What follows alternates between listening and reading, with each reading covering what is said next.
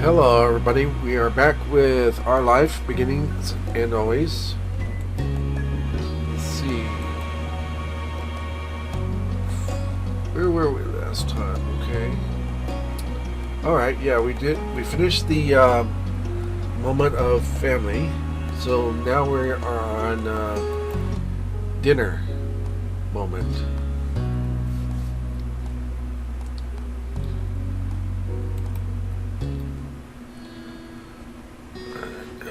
Get comfortable here.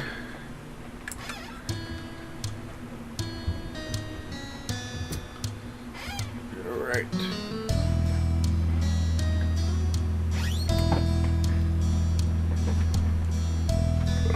There we go. I've been shaping up to be an ordinary. It had been shaping up to be an ordinary day, like any other, until Cove had called unexpectedly. He sounded unusually nervous, greeting you. You listened silently as he kept talking, his words stilted.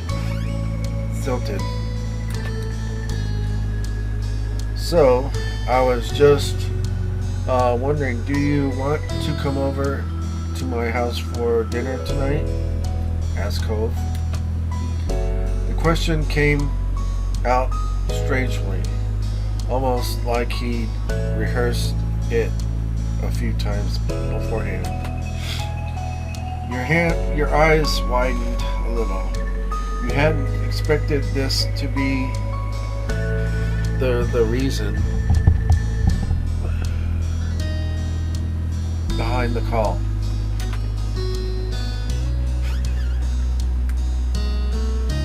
Let's see. Yeah, I'll go. That's, It was, Oh. It seemed that Cove still had more to say, and you just interrupted him. Oops. Oh, well. He stumbled for a bit, trying to gather his thoughts again. Mom and Dad, they really want you to be there if your parents don't have a problem with it. They asked me to ask you. You took a moment to think. Dinner at home would be quiet and uneventful today. If you really wanted to, you could go to Cole's instead.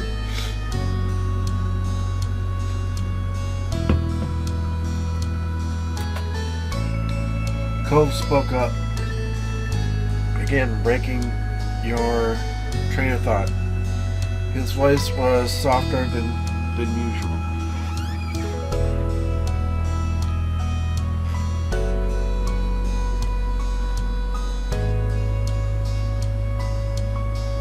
His voice was softer than before. Okay.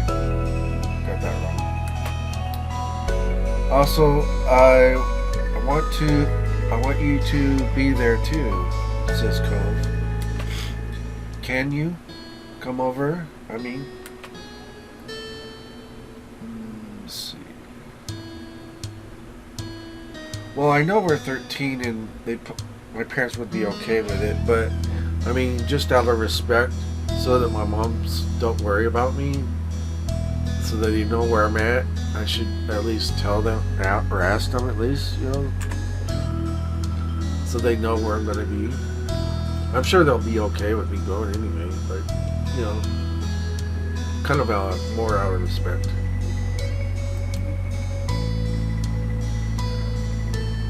Okay, tell me when you can.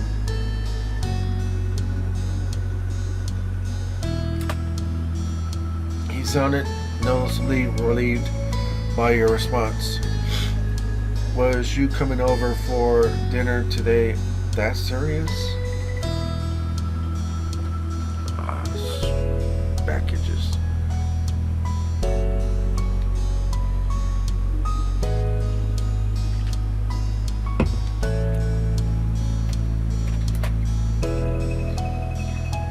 He spoke to you for a little longer to explain what time to come over and other details, then hung up.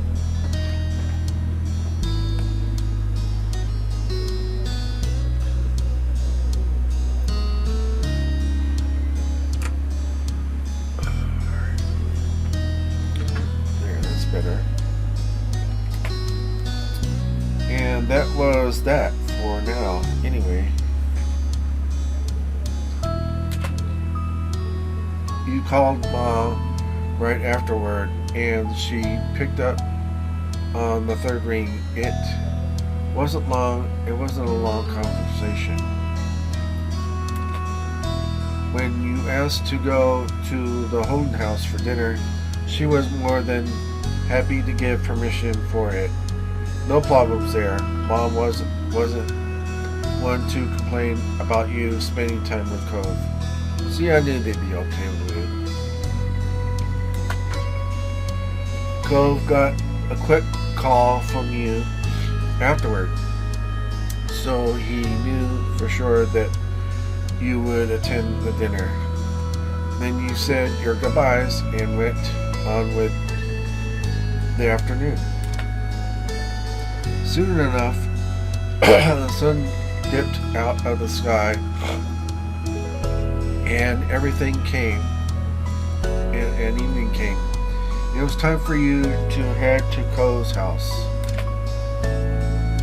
After letting Elizabeth know you were leaving, she didn't look away from the TV, just grunted. You made the small journey across the street. You knocked a couple times on the heavy door to their condo.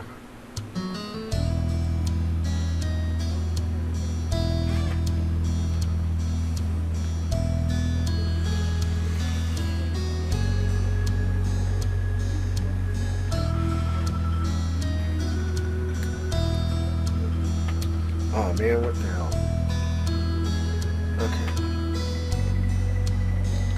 As you waited for an answer, you found yourself contemplating being a guest while both Cove's parents were there.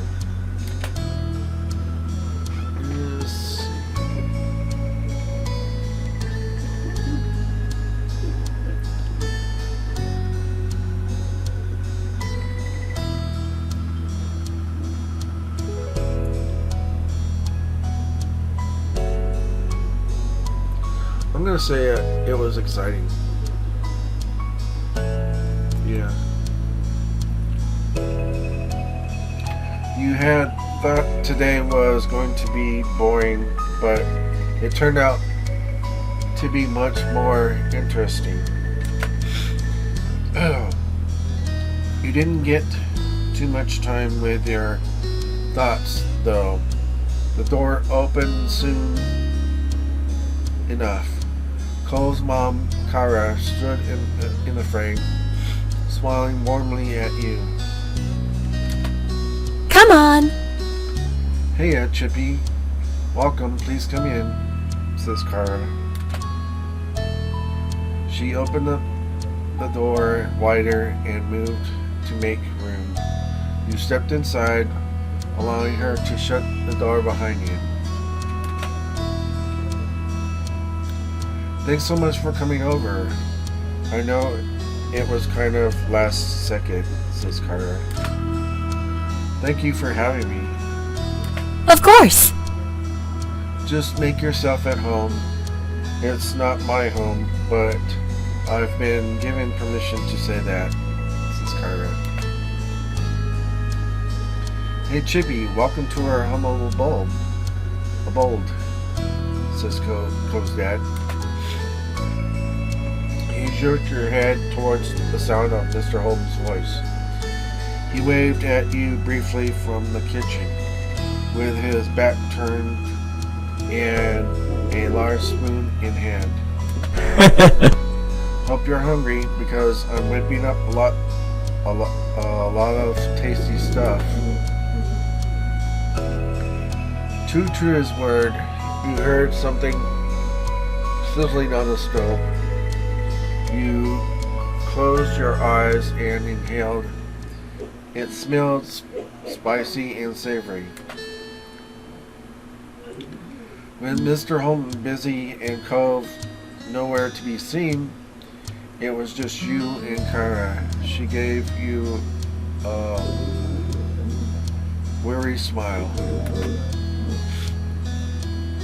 He sure is. Well, I've been barred from cooking the entire time. I'm staying here. Can you believe that? Says Kara. She nudged you with an elbow. Mr. Holden scuffled good-naturedly, then spoke from over his shoulder. You're on vacation, Kara. You need to accept that already, says Cove's dad. She yelled back, amusement obvious on her face and in her tone. People still cook when they're on vacation. Everyone's got to eat, says Kara. It's not like I'm some celebrity who can go out for a meal or hire a private chef, says Kara. Sorry. Well, in this house, you're a VIP. Let's go, Dad. Kara smiled and shook her head quietly. Then she turned to face you once more. Well, Sorry about that, Chippy. Here I was trying to strike up a conversation with you, and Cliff just had to butt in, says Kara. I don't butt in, says Cove's dad. Yeah, kind of felt that way. She eyed him, chuckling in disbelief.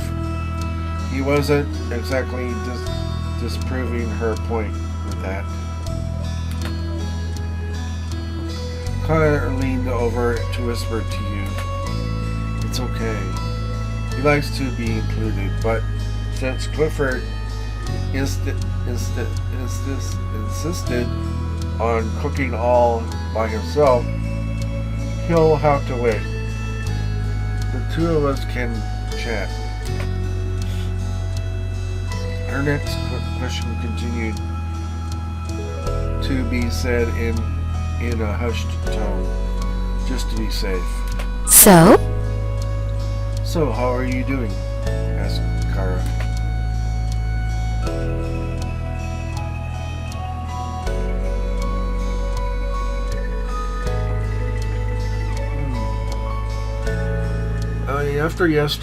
After the last moment, when we had to deal with our biological parents being dead, I don't know if I should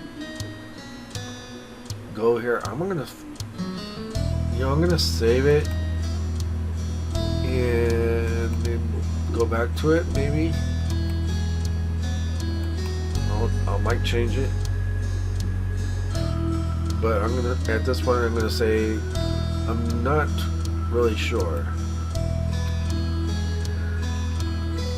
To her credit, Kyra wasn't too fazed by your non-committal response. Let's see if we can make that for sure good by tonight, huh? She opened her mouth to say something more, but something lightly pounding footsteps caught their attention.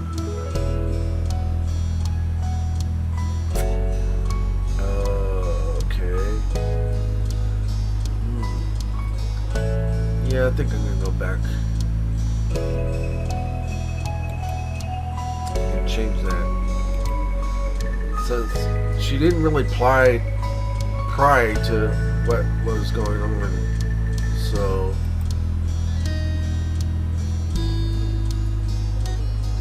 I'm doing good. That's what I like to hear, says Kara. She opened her mouth to say something more, but Some lightly pounding footsteps caught their attention. You checked to see Cove emerge from the hall a few moments later. He might have heard all the commotion and left his room to see what was going on. He quickly took stock of the situation. His cheeks tinted pink at the sight of you standing in his living room, and his hand came up to rub his arm almost bashfully. "Chippy, you made it. Thanks for coming," says Cove. Cove's voice was unnaturally loud, as if he thought you wouldn't be able to hear him from where you were, only a few feet away. Or maybe he was just excited to see us.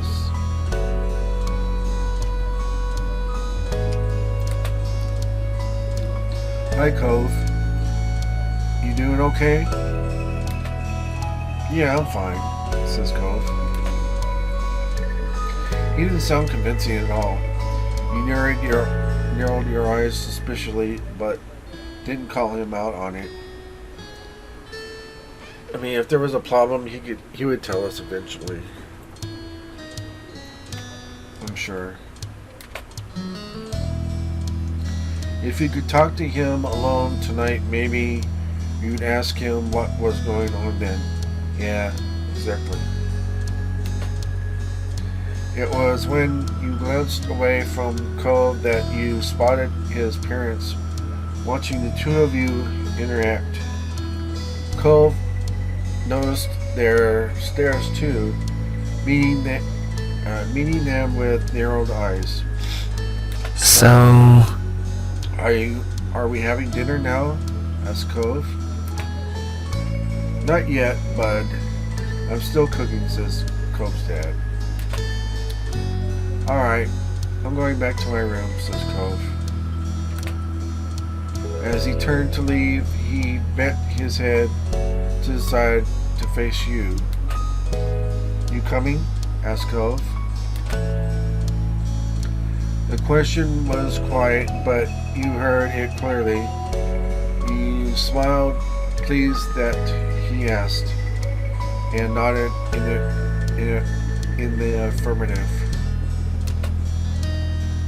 Cove turned fully and made his way back down the hall.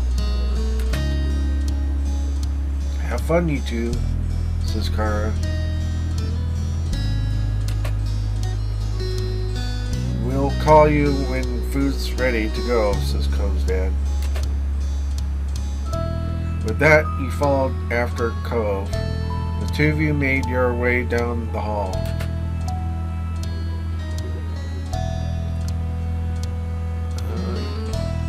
Yeah, this is the first time. This is the first time you were invited to see Cole's room. Yeah, because I don't think I had been here yet in their house.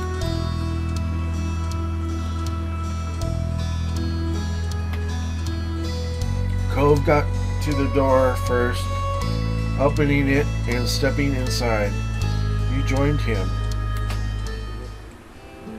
There was a mat on the door, in front of the door, as you stepped over the threshold into his room. You felt a crunch of sand beneath your feet. You glanced down. Sand was clustered around the entrance. You even spotted smaller amounts of it dusting the rest of the room's floor. Though you hadn't anticipated it, you weren't surprised at the sight. Of course, Beat Boy Cove Alden would get his room all sandy. So this is my room, says Cove. Cove was a bit shy as he said so, fidgeting with the hem of his shirt, using one hand to figuratively gesturing the space with the other. There's stuff you can sit on if you want, says Cove. He looked over at the desk chair as an option. When you turned back, Cove was already sitting on the edge of his bed, of his large bed.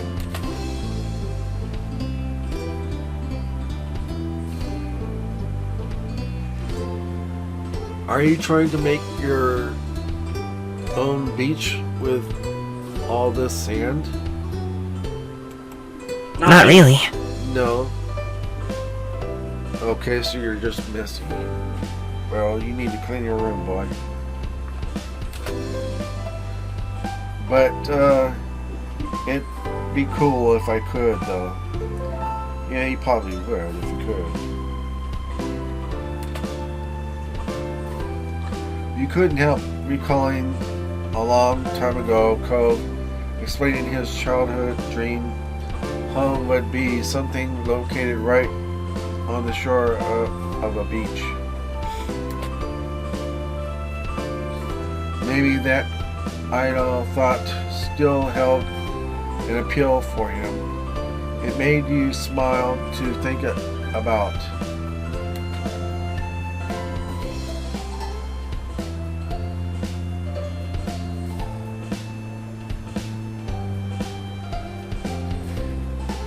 You sit next to Cove on his bed.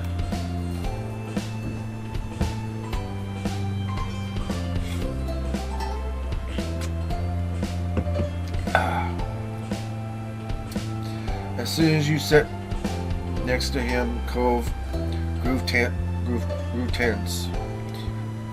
His back went stiff and he ducked his head away. He tried to hide a trembling smile. Yeah, I think he's having feelings for us, but he doesn't know how to approach or say anything about it. Like, I know we're having feelings for him, and we haven't come out to him about it yet, but we will, and we'll get there. Oh my god! Says Cove. He said it under his breath, as he didn't want you to hear. You obviously did, and easily, since you were right beside him. When we first when our character and him first started out, we were both 8 years old, obviously, and we had a friendship going, and now things are changing between the two of us, obviously. We all of a sudden have a crush on each other, so, and we're not sure how to approach it. It seems like.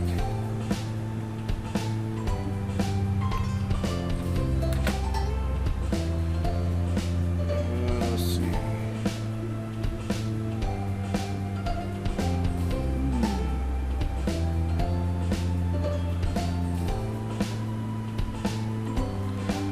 You felt very charmed by his reaction. He raised his eyebrows. You both kept noticing the other's every move.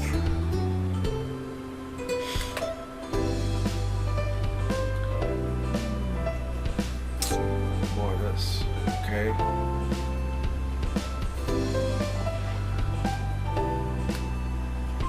I'm thinking of doing one of these two right here on the bottom. I'm just gonna say you're adorable. Yeah. What? What?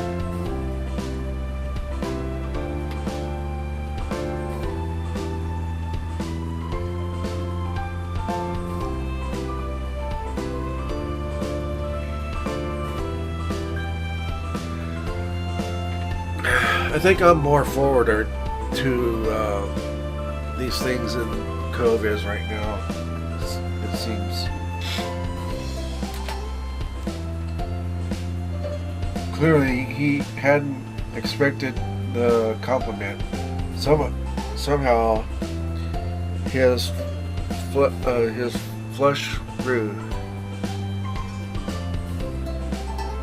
Worse, spreading all the way down his neck. He flumed his words. He fumbled his words, okay. I'm not. That's. He gripped the blanket underneath him and searched for something more to say. Did you see my fish? I've got some in a tank right there. Cove threw both his hands in front of him to direct your eyes towards his pets.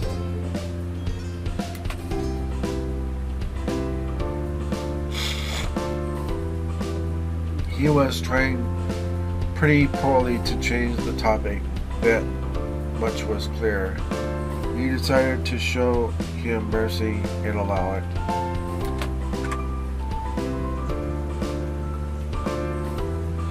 You started to watch the bright fish swim.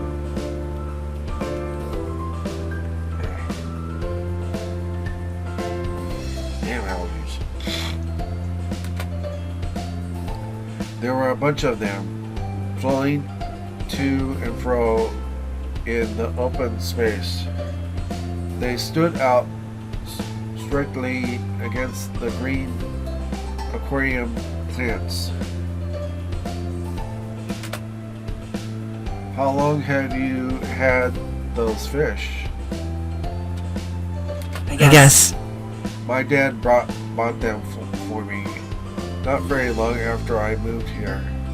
I guess it's been years now. Wow, that's a long time.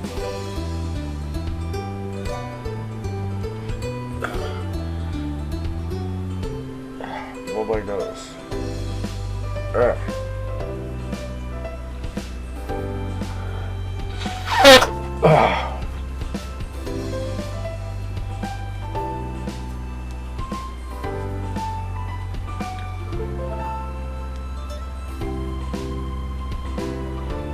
Sorry about that.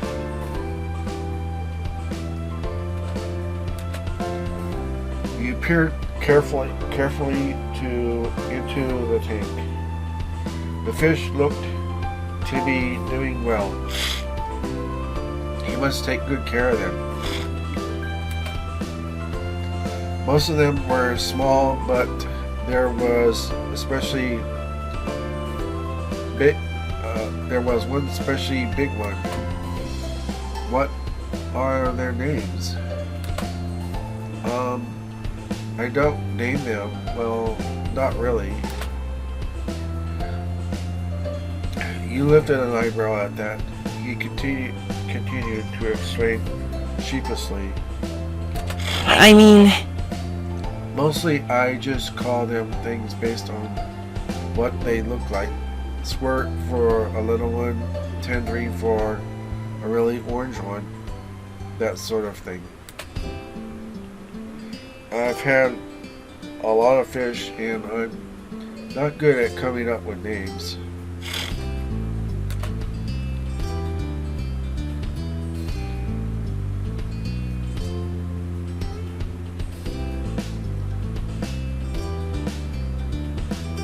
Yeah, I could kind of relate to it, I guess.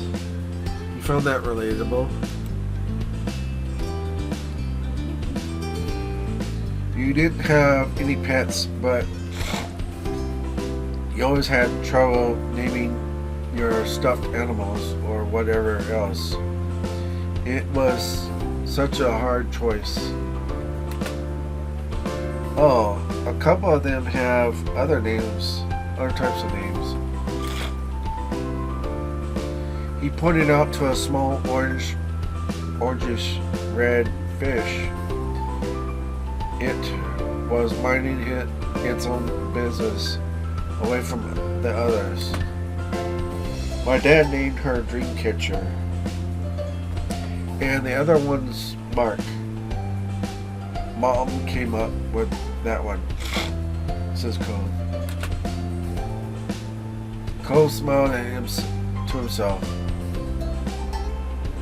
his eyes reflecting the glow from the tank. You let other people name your fish? It's nice. Yeah, that's nice.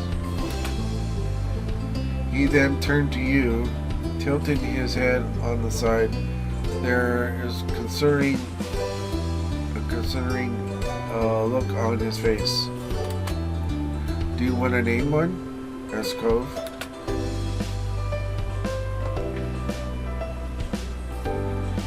Can I? His smile grew a little at your interest. Sure. There's a few who don't have names right now. The newer ones, you can pick which one you want to name. He pointed each of the recent acquisition out to you. The first was the smallest fish in the tank. It was completely orange and zipped all over the place, running laps around the others. The second was slightly bigger and red. Its tail was dotted with black spots, which almost resembled freckles. The last fish was the biggest one. Its multicolored scales rippled under the bright light of the tank as it slowly made its way across the vast expanse. You went with medium fish. Cove only nodded at your answer, waiting on you to decide a suitable name. You watched the fish you chose closely as you did. A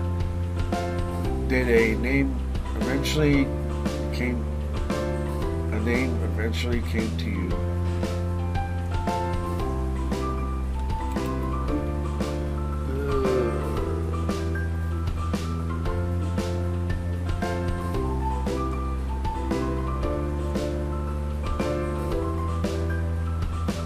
Cove. We're gonna name it Cove. Cove laughed unreservedly at your choice. It was affectionate rather than insulting. What? You can't name it after me, says Cove. Why not?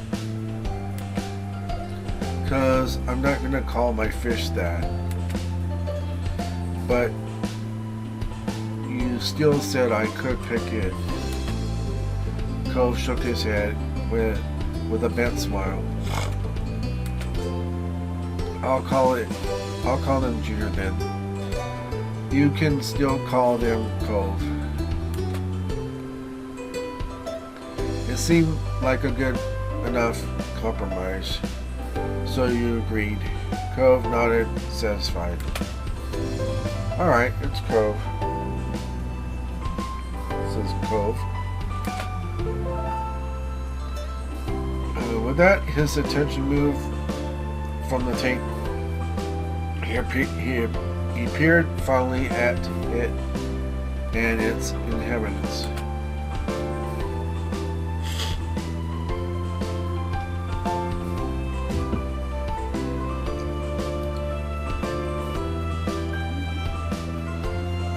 smiled proudly at Cove as it swam through the tendrils of the plants, disappearing then reappearing soon after. You noticed that that Cove was sitting closer to you than he was before. So he's getting used to being close to us now. He's warming up to us. That's good. He must have scooted over at some point during the conversation. This close, your shoulders were almost brushing against each other. Your heartbeat picked up a little at the realization. You know, I'm not allowed to have pets in my house, not even fish. The corner of Cove's eyes turned down at that. That doesn't sound fair, says Cove. It's not like you would it's not like fish would make a mess of your house or anything. You just gotta take care of their tank and feed them, and they'll be okay.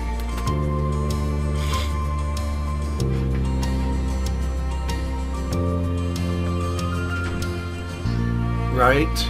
My moms can be strict over the weirdest things sometimes. They trust Elizabeth and me to go around the neighborhood alone, but they won't let us have a pet. It doesn't make sense. I'm gonna blow my nose again.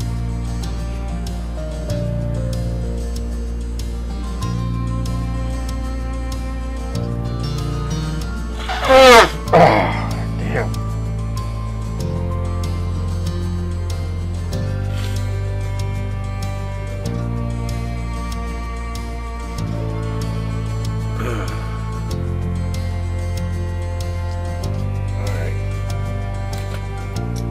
Maybe when you're older they'll let you, says Cove. I don't know. They seem pretty against it. Your current conversation brought to mind the memory from years ago. You launched into it without any warning, earning you a brief, confused look from Cove.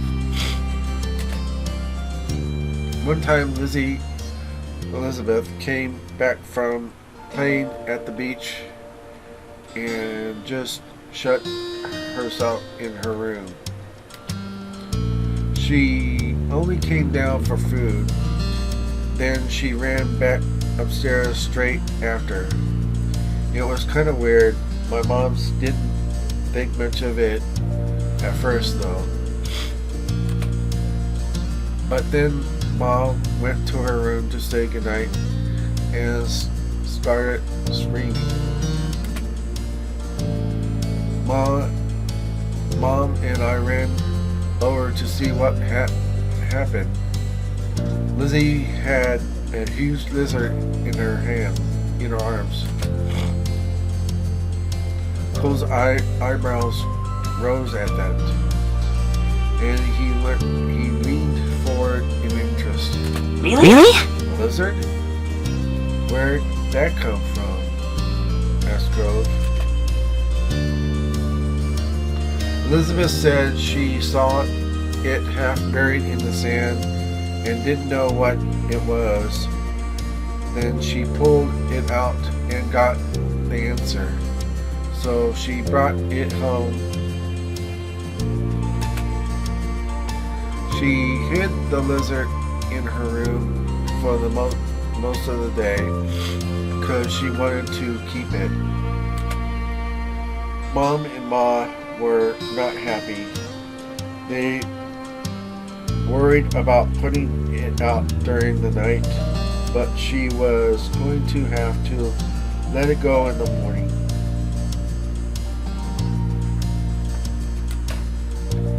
Lizzie was really upset. She did bring it back to the beach eventually, but she wouldn't talk to anyone for days.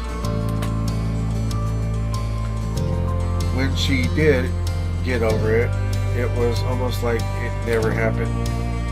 He laughed, thinking back to that time. Elizabeth had always been stubborn, but when she was younger, she forgot grudges quickly. Now it wasn't so easy. Cove had been quiet for the most of the story, apart from the reveal of the lizard. He had a thoughtful look on his face. I can't even imagine what it'd be like to have a sibling, says Cove. You gave serious thought to his statement before you told him.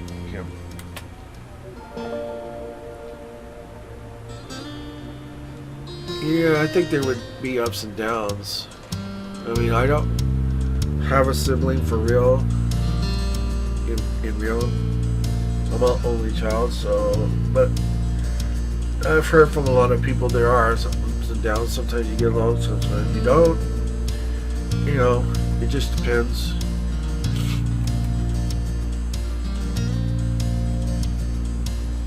It's fun to have her there when she wants to be there. But now Elizabeth barely feels like hanging out with me. Well, she's older, so she kind of has her own thing that she wants to do. I can kind of get with that, I guess. Cove pursed his lips at the words, considering them quietly for a while.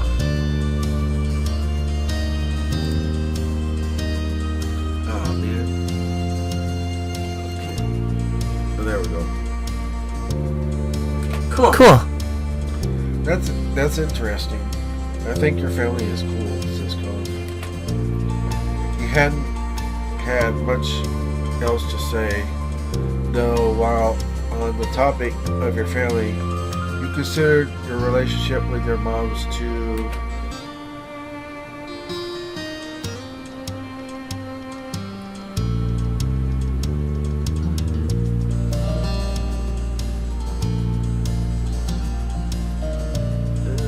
they were absolutely the best. I mean, they have a lot of good points, so yeah, we got along.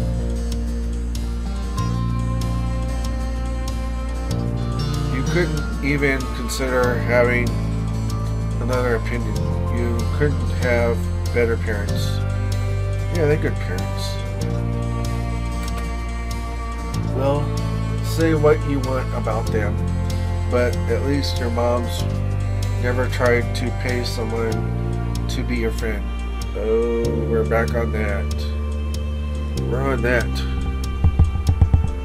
We're on that moment when Cove's dad gave us some money to befriend his son, Cove.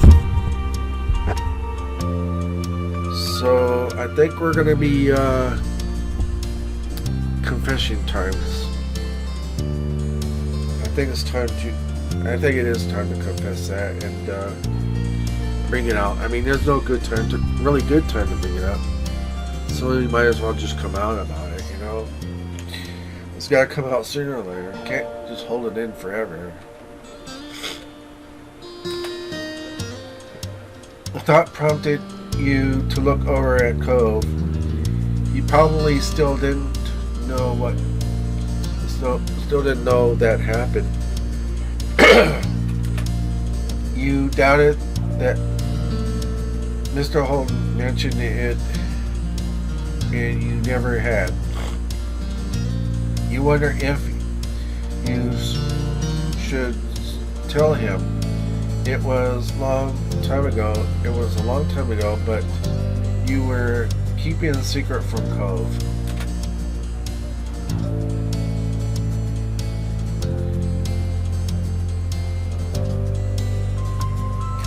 Yeah, I'm gonna tell him.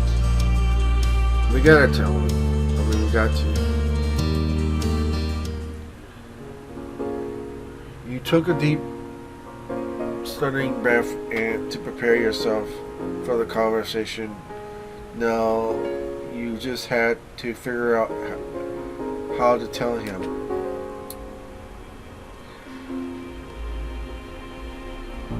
Cove, I have something important to tell you. Something you need to know. Cove's head cocked to the side at your serious tone. He turned to give you his full attention. What? What is it? Asked Cove. You stared into his bright ocean eyes.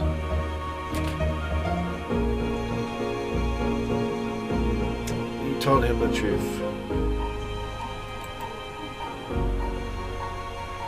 This happened back when you moved here. It was the first time I met your dad. There's not really any other way to say it, so he offered me $20 to be friends with you. Cove sat still uncharacteristically. There was an unreadable expression on his face. His eyes seemed to look through you, and you didn't know what to do next. Then, without saying a word, Cove stood up with his bed in a single motion, and he just bolted right out of the room. For a moment, you didn't move a muscle. You were in shock. This was, oh no. Your senses quickly came back.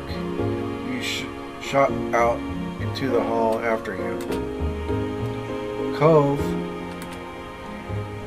there was no response to your call. You could see Cove down the way. He had already sprinted back to the living room. His arms stuck at his side with hands tightly balled into fists. He might not have been facing you, but you didn't need to see his face to know how he felt. Cove was furious. His parents were nearly finished setting the table. They greeted him, none the wiser of what was about to happen.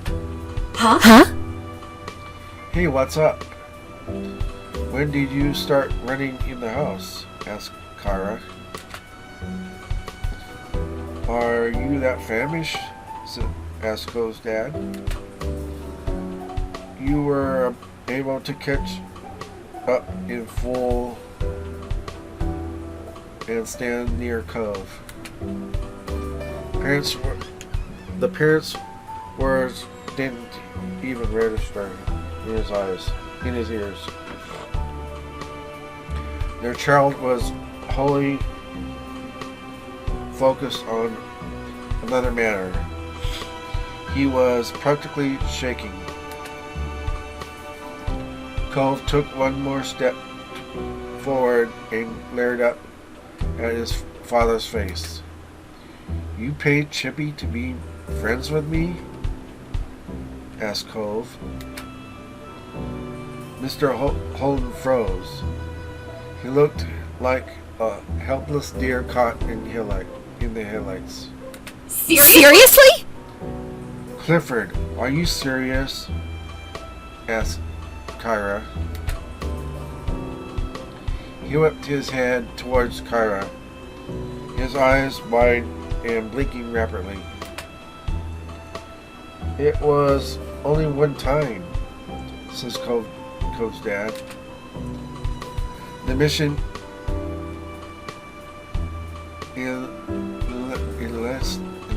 elicited an English expression from his ex-wife. Mr. Holden raised his hands up to gesture defensively. It seemed like a good idea when it happened, says Cove's dad. She covered her eyes with one hand. It was clear that her patience was frayed, but she was not so shocked anymore.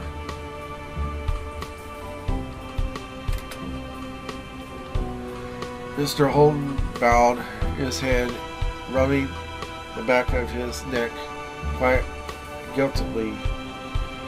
The fact that she accepted this as something he'd do so easily seemed to be the most crushing part. Cove just stood there, fuming silently during their little aside. His eyebrows furrowed painfully, and his eyes trembled.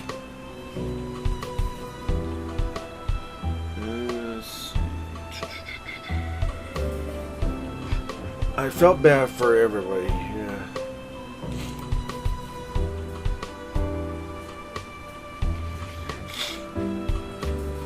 None of this was good at all. It was terrible.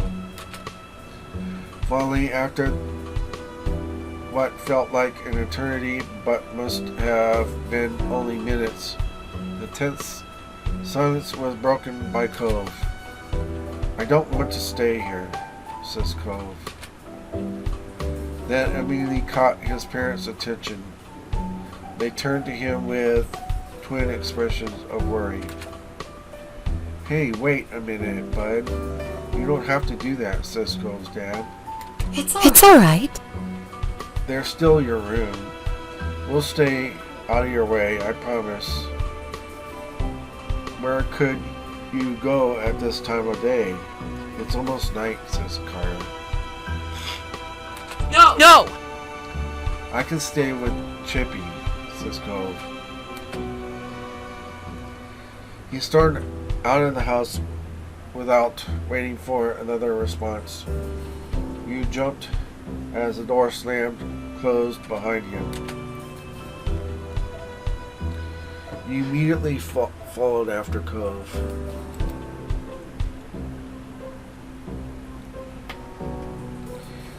You didn't even take the time to say something to his stunned parents. You ran after Cove, shutting the door more softly behind you as you left.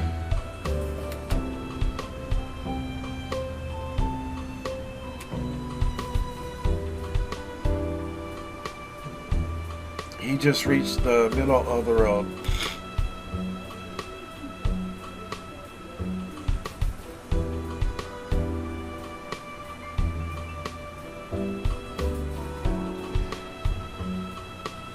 "Are you okay?" I asked. You might as well have said nothing. Cove didn't look back, nor did he answer you.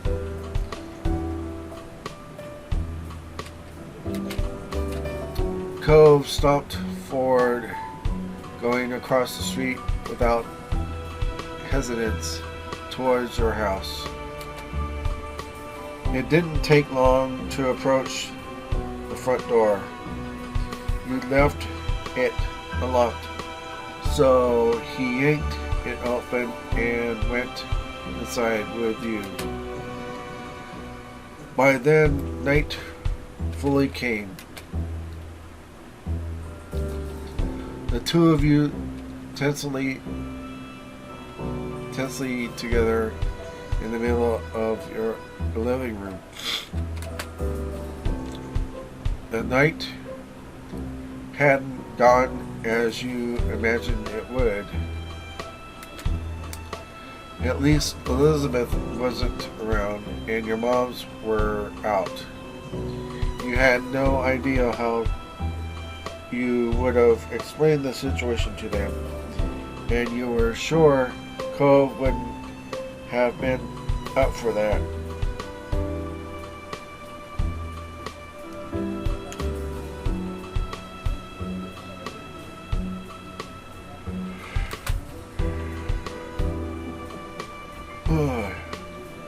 Excuse me.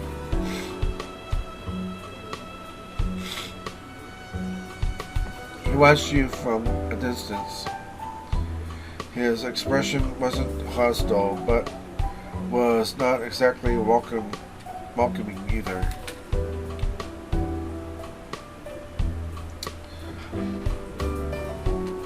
I need to apologize, yeah. I'm really sorry, Carlos.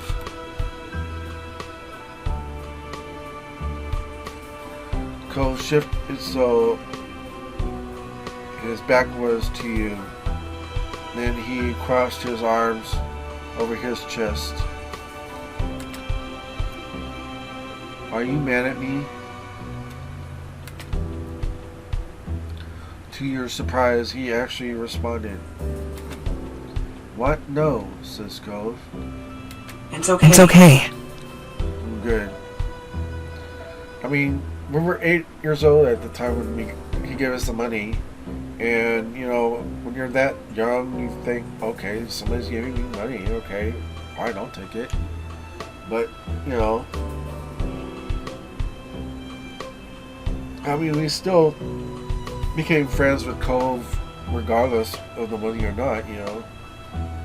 The money had nothing really to do with it. I mean, it was a bad thing that happened, but, you know, here we are, you know. I mean, even if we didn't take the money, I mean, that's something that Cove should have needed to know, you know.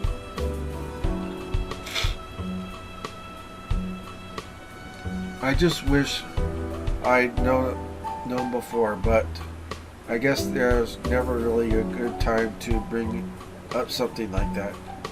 Yeah. You're not the one who did anything. His tone clipped and is insulting, though it was now fully clear that none of the negativity was towards you. At least he's not mad at us. And we're actually friends, aren't we? Asked Cole. Yeah. The money has nothing to do with it. We're still friends. It doesn't matter if you took it or not. You wouldn't pretend for years just because of Dad's money. You nodded your head fiercely at that. Of course not. If there was one thing you didn't want this revelation to do, it was weaken your relationship. Of course we're friends.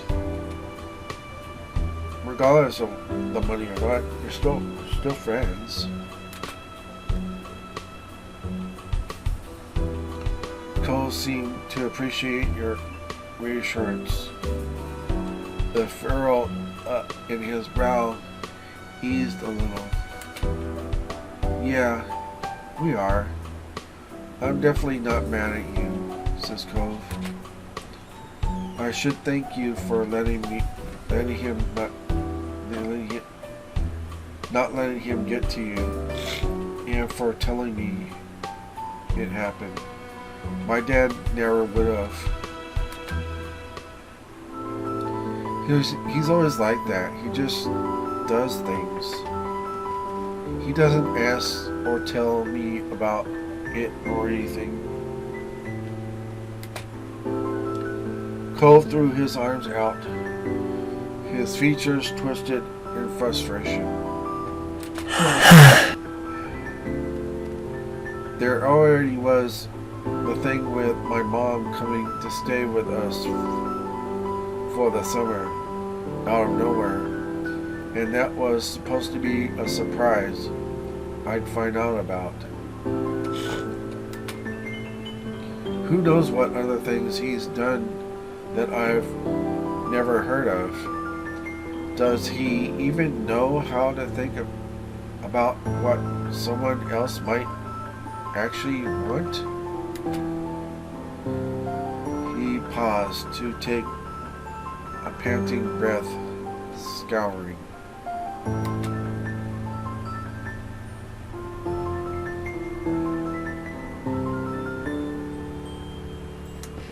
I'm sorry you have to deal with that.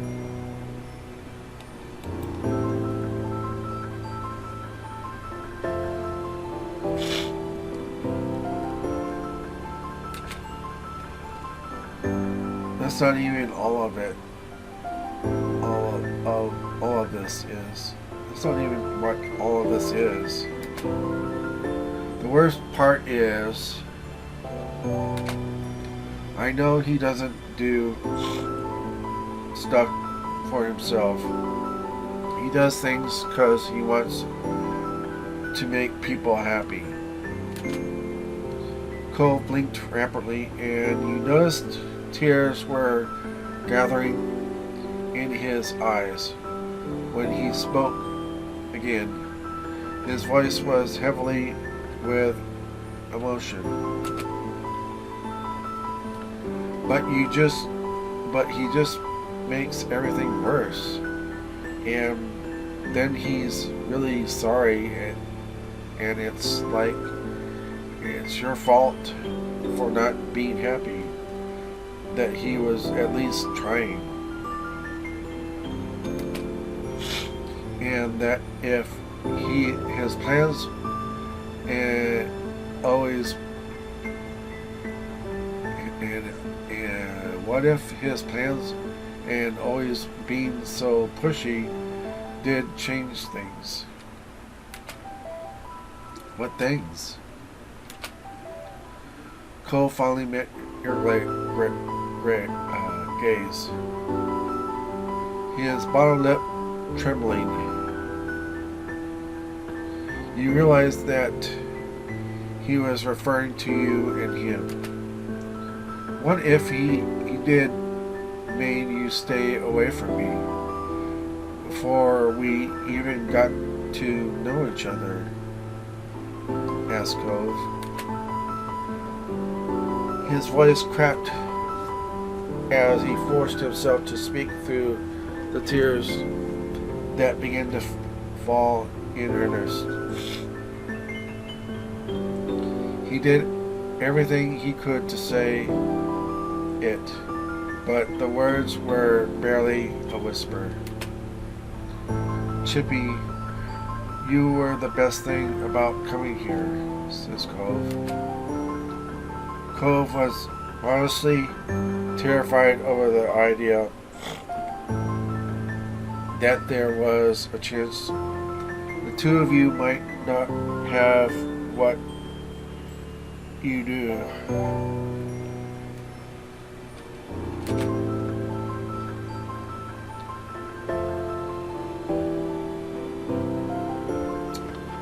I'm gonna hug him.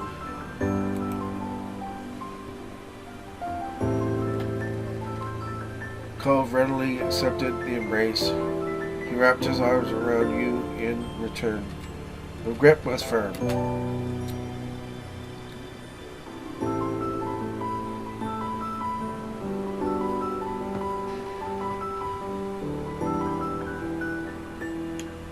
I'm really glad we got to be friends. His features crumbled at your words.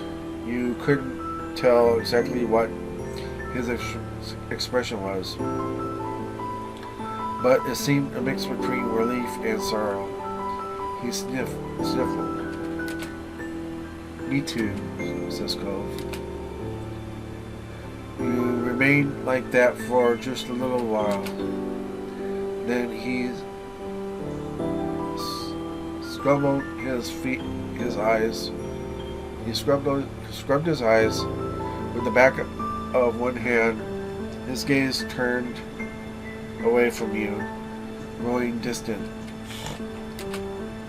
He's like that with my mom too. And that's probably part of the reason why they got divorced.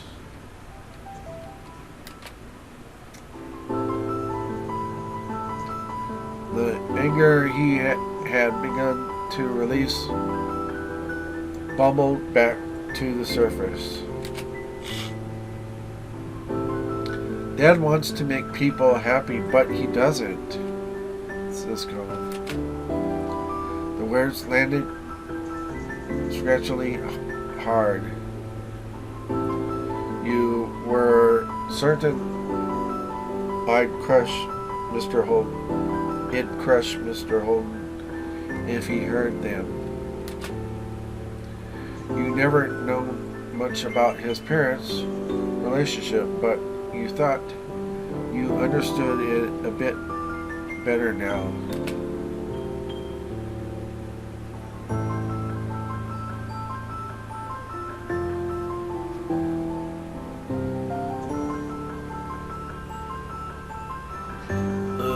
I'm here for you.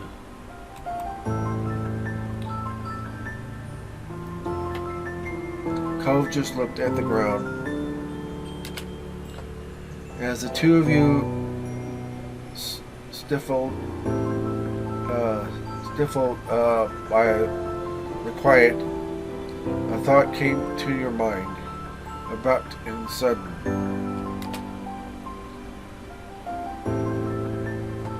What about your fish?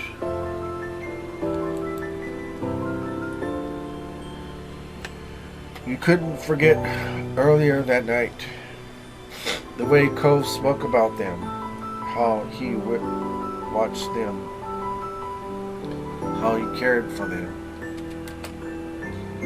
That was something special that your dad did for you. It's been really important to you for a long time, right? He can make you happy. He can make you happy. Cove's eyes opened a little wider. A fragile smile tugged ever so slightly at his lips. It was obvious Cove didn't want to think about his dad that way, but it was also hard not to right now. He must be conflicted over where to go from here.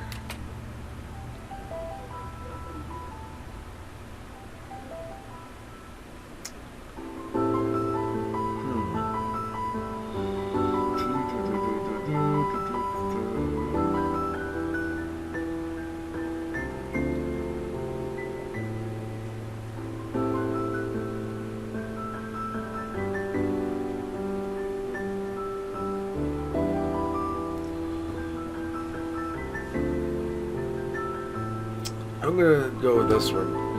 You might feel better than you do if you try to make up with your dad.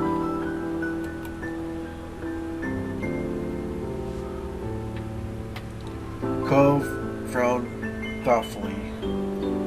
He didn't say anything, but you had a feeling he was talking what you said into taking what you said into consideration. I'm going back home, says Cove. His face was set in determination. There was no way you could tell him to do anything else, even if you wanted to. So you only nodded.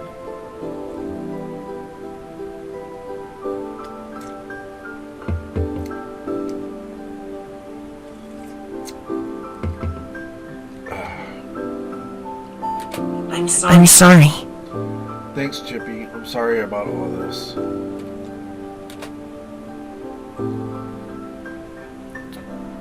Can I come with you? I just want to make sure it's okay still. Yeah, why wouldn't you go? You smiled lightly. Just checking. Yeah, I just want to make sure. Cove nodded and headed outside. He followed behind him. Once again, the two of you made your way across the street towards his house. He didn't pause at the door. He just opened it wide and went in. Cole's parents were sitting at the table, their heads bowed and silence between them. They stepped over at the sound of the door, relieved to see Cove return. Mr. Holden stood up so suddenly his chair squealed across the floor. Cove? Cove? Cove, says Cove's dad. Kara got out of her chair as well, but less dramatically. How are you feeling, baby? Asked Kara. I wanted to talk to you, says Cove. His parents looked over at him, their features soft. Cove instead snuck a glance at you. You were glad you could be here for him.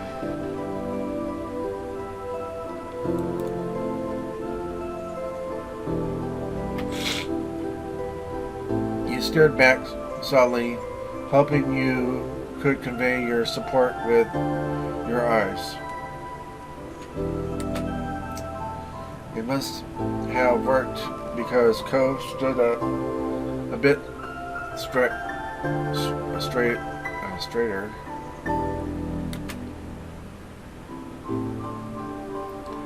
Cove then fully faced his parents. Mr. Holden stepped forward cautiously, his expression twisting in dismay. Excuse me. I'm so sorry. I should never have done something so stupid, says Cove's dad. It's okay, says Cove. It really isn't.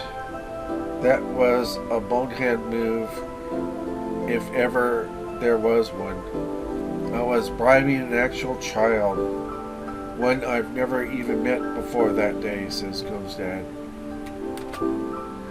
Cove almost cracked a smile, though he quietly regained his composure.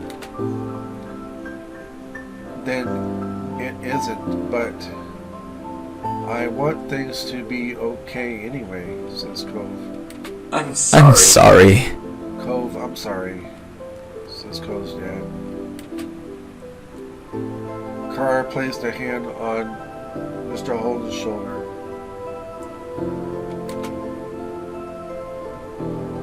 Your dad doesn't believe there's something wrong with you, or that you can't make your own friends.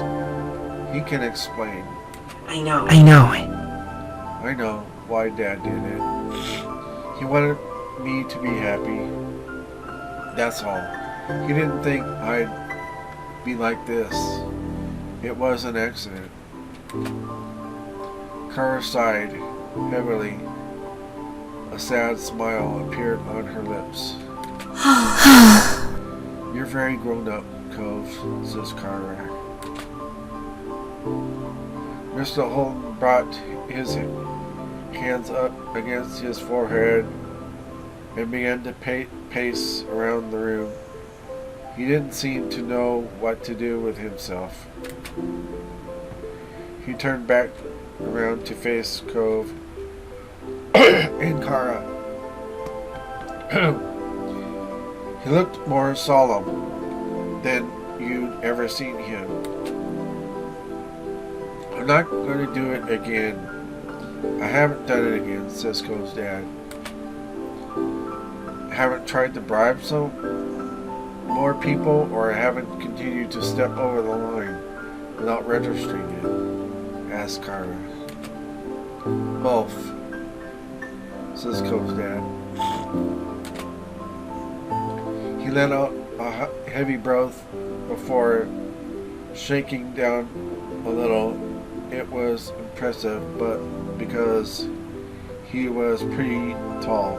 I'm trying. I don't know, but I don't think so, says Cove's dad. Cove's throat bobbled as he swallowed thickly. He looked like he was trying to gather all his courage. Then he spoke up. His voice was small but firm. You invited Mom here, says Cove. His dad's eyes widened. Cove was ready to have a talk and he had put off before. You didn't ask me if I wanted things to be like this, with both of you together again for just a little while, says Cove. Mr. Holden's hands slowly returned to his forehead. He was stunned, as if someone had just hit him. I did it again, and I didn't even notice? What's wrong with me? Why can't I just do something right? Asked Cove's dad. At least Cove seemed relieved that he was able to say what he felt. You knew just how long he'd been holding that in. It was quiet for a long stretch. Mr. Holden had sat down in a chair. His shoulders dropped and his head in his hands. He looked to Cove. He watched his dad and how gently he was struggling with what he'd been told.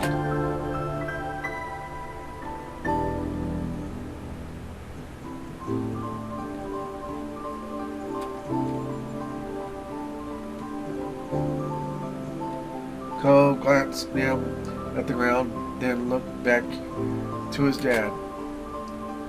I'm not angry anymore, says Cove. Slowly, Mr. Holden met his son's eyes. I can try to talk to you about things and what I feel about stuff, says Cove. I stopped saying that to you since everything happened. I didn't want to talk to you, but you won't have to guess if you knew.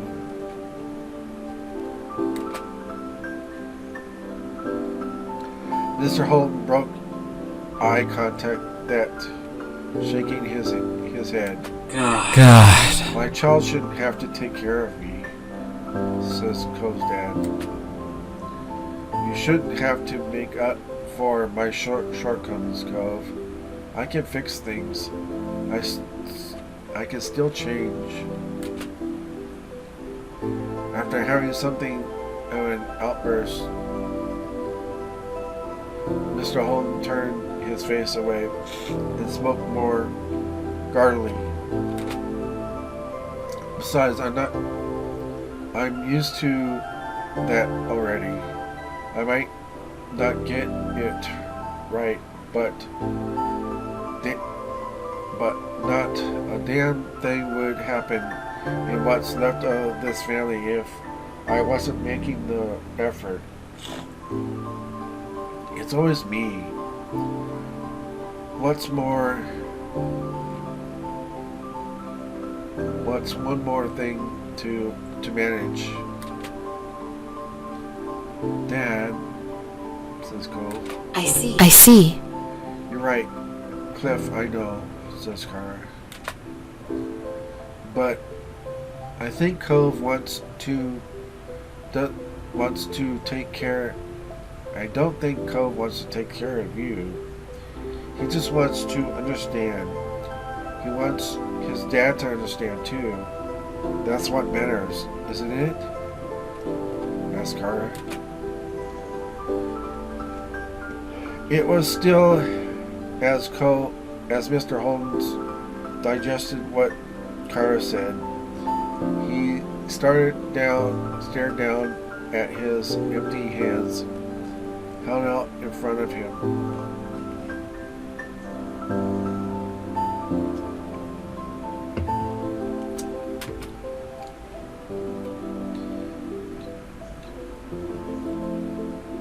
When he looked at Cove again, tiny tears glimmered in the corner of his eyes.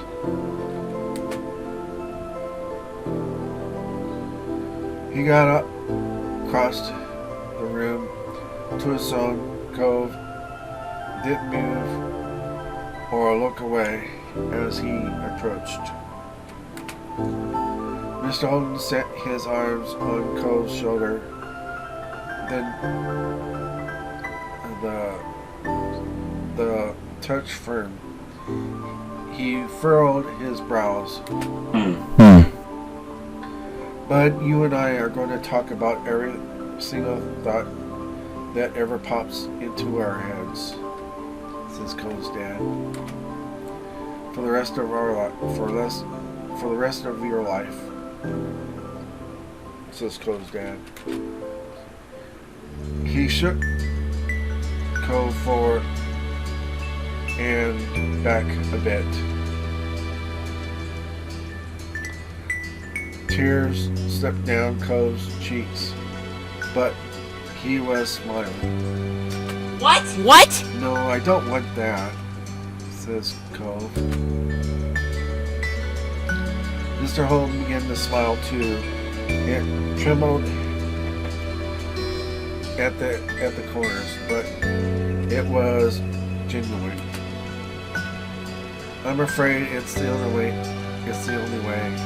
says Cove's dad. Kara chuckled even as she blinked away her own tears. Mr. Holden turned towards her. You better not be thinking you can get away from this, Kara. The same is gonna apply to you, says Cove's dad. You can't, says Kara. He let go of Cove with one hand while he placed the other around Cove's shoulder. Then he faced Kara. Absolutely. Yes, I can, says Cove's dad. He continued to talk as he walked in her direction, bringing Cove along with him. Then father and son were standing in front of her. Mr. Holden put his arm around her. Now he had both of them in his arms.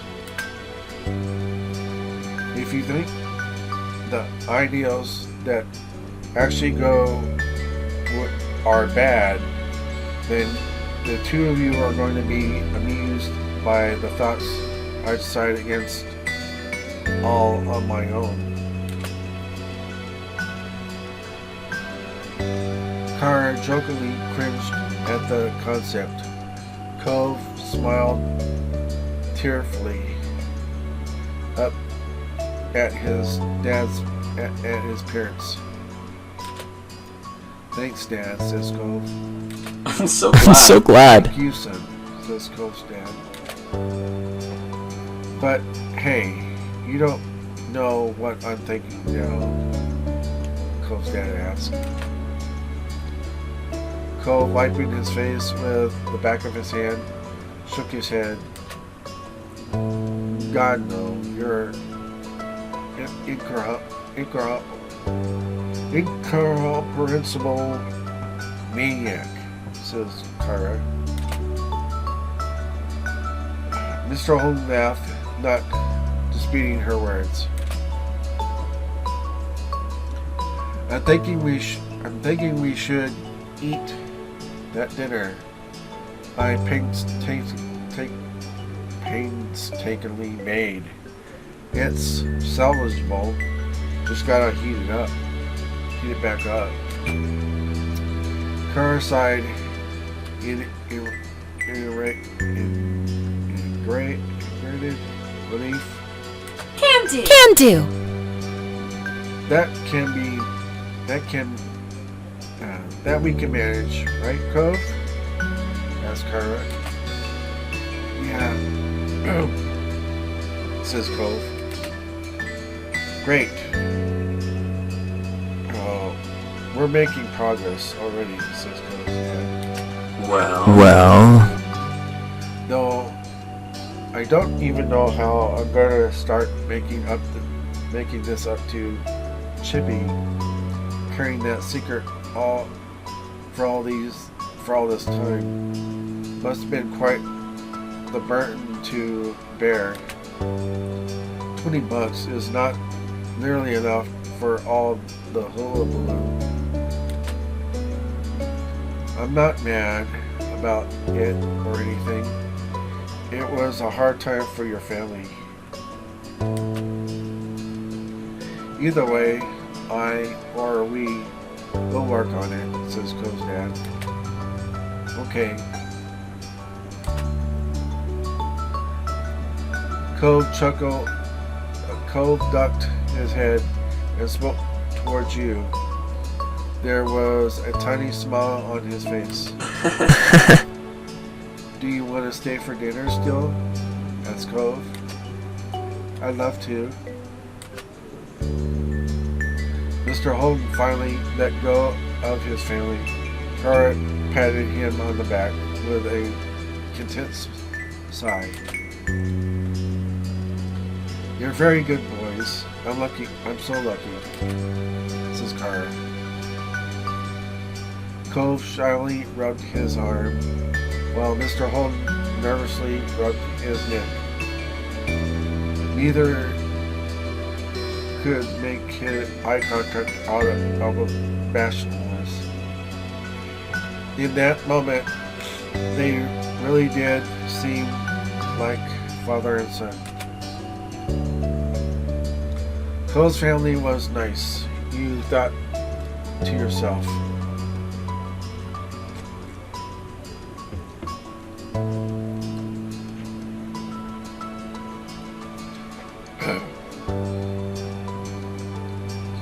You were glad that you got to come over. And that's the end of that. So I'm going to give that an end, and the next one I will be doing is Road Trip. So I'm going to save it right there.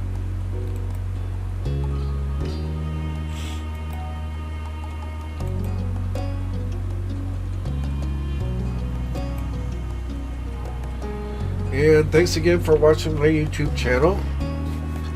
Don't forget to click the like button and click the subscribe button if you haven't done so already.